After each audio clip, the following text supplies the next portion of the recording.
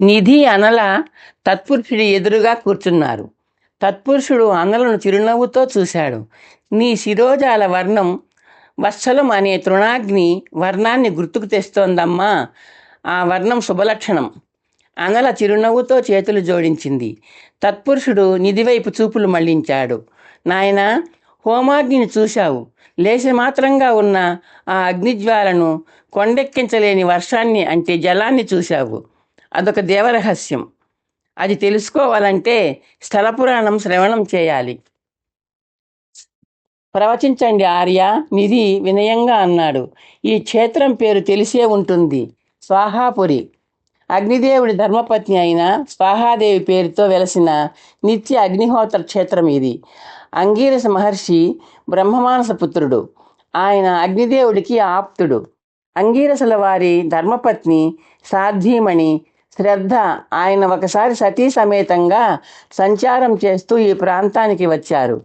ఆర్య, చిన్న సందేహం, నిధి అన్నాడు. తత్పురుషుడు చెప్పమన్నట్లు తల పంకించాడు. అంగీరస మహర్షి బ్రహ్మమానస పుత్రులు కదా, ఆయన మన భూలోకంలో సంచరించారా? తత్పురుషుడు చిన్నగా నవ్వాడు.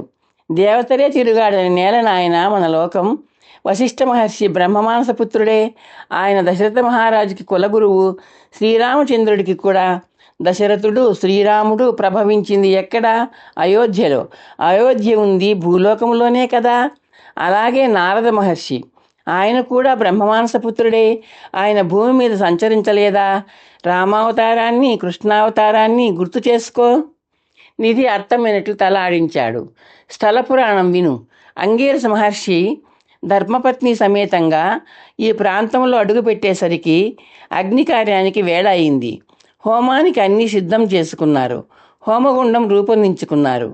అరణిలో అగ్నిని రగిల్చే ప్రయత్నం చేశారు. అంతే, ఒక్కసారిగా హోమకుండంలో దానంతట అదే అగ్నిజ్వాల ప్రత్యక్షమైంది. అంగీరసులు పరమానందంతో అగ్నికార్యం నిర్వర్తించారు.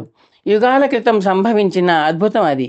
స్వయంభువుగా అగ్నిహోత్రుడు ఆవిర్భవించిన ఈ పావన అగ్నిక్షేత్రంలో అగ్నిదేవుడు జ్వలిస్తూనే ఉంటే భావితరాలకు భాగ్యం అవుతుంది కదా, అంది సాధ్వి శ్రద్ధ భర్తతో. తథాస్తు అన్నాడు ఆయన. కలియుగాంతం వరకు అనునిత్యము అనుక్షణము అగ్నిదేవుడు నిత్యాగ్నిగా వెలుగుతూనే ఉంటాడన్నారు. స్వయం జ్వలితమైన ఆ పావనాగ్నిని ఎవ్వరూ ఆర్పలేరు అన్నారు. చివరికి జలం కూడా ఆర్పజాలదు అని అంగీరసులు శాసించారు. తన సంకల్పాన్ని సఫలం చేయమని అగ్నిదేవుణ్ణి ప్రార్థించారు. కొద్దిసేపు ధ్యానంలో గడిపిన అంగీరసులు సతీమణితో ఇలా అన్నారు. ఈ ప్రాంతం ప్రసిద్ధ అగ్నిక్షేత్రం అవుతుంది. ఈ హోమగుండానికి అభిముఖంగా అగ్నిదేవుడి ఆలయం వెలుస్తుంది. ఈ క్షేత్రంలో అగ్నికార్యం నిర్వహించిన వారి అభీష్టాలు నెరవేరుతాయి. భర్త భవిష్యవాణి ఆలకించగానే సాధ్వీమణి శ్రద్ధ క్షేత్రానికి నామకరణం చేసింది. దైవస్వరూపాలను ధర్మపత్నుల నుండి వేరు చేయరాదని ఈ క్షేత్రాన్ని అగ్నిదేవుడు సతీమణి అయిన స్వాహాదేవి పేరుతో వ్యవహరించుదామని అన్నారు ఆయన. అది స్వాహాపురి అన్నారు. ఇది బ్రహ్మమానస పుత్రుడైన అంగీరసుడి అనుశాసనం అన్నారు హోమాగ్ని మీద కమండలం జలం చల్లుతూ. తత్పురుషుడు ఆగి ఇద్దరిని చిరునవ్వుతో చూశాడు. నిధి ముఖంలో ఆశ్చర్యం తాండవం చేస్తోంది. అనల కళ్ళు తడిగా మెరుస్తున్నాయి. ఆమె రెప్పలు కదిలాయి. ఆనంద బాష్పాలు బుగ్గల మీదుగా జారాయి. స్వాహాపురి స్థల పురాణం అమ్మాయిని కదిలించింది ఎందుకో. తత్పురుషుడు చిరునవ్వుతో అన్నాడు. నిధి చిరునవ్వుతో అనలను చూశాడు. అగ్నిజ్వాలను కదిలిస్తాడు, అందులో ఆశ్చర్యమేముంది?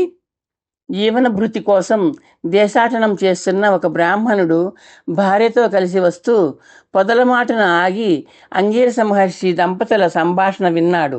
అంగీరస దంపతులు వెళ్ళిపోయారు. ఆ బ్రాహ్మణుడు ఆగిపోయాడు. అగ్నికార్యానికి అంకితం అయిపోయే జీవన సర్వస్వం మనకి లభించింది.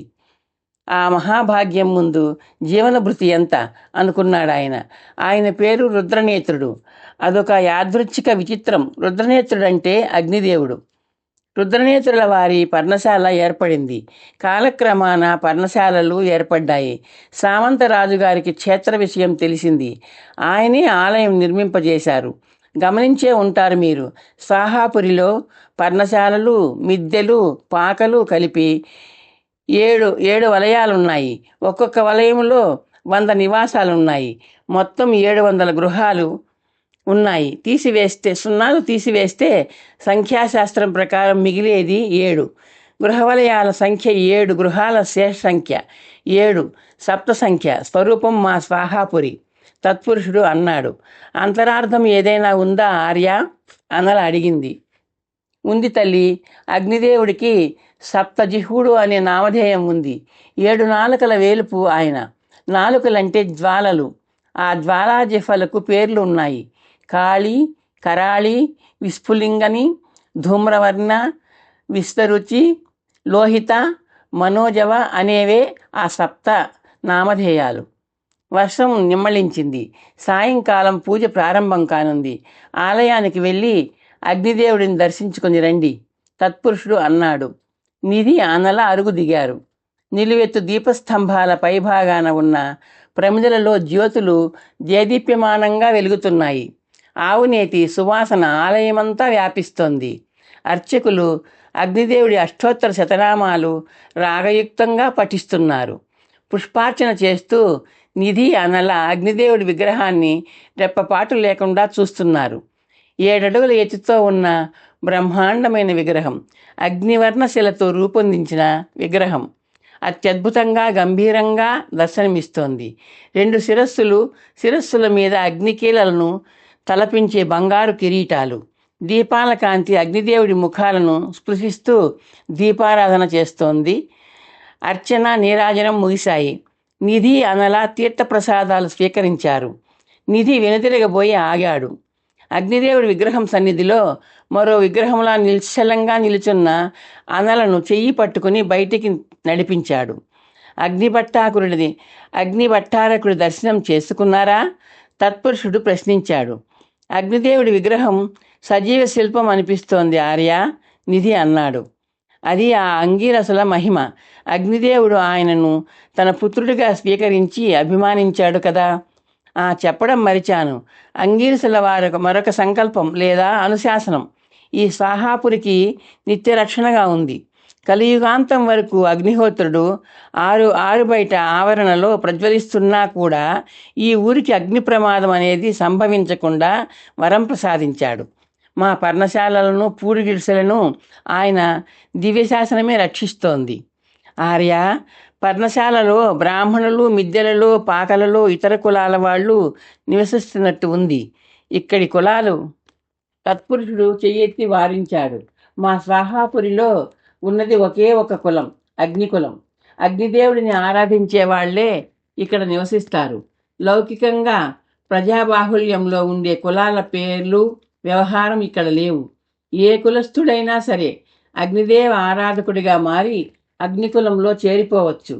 ప్రతి ఇంట నిత్యాగ్నిహోత్రానికి అవసరమయ్యే నెయ్యి కోసం ఉత్తమ జాతి గోవులుంటాయి.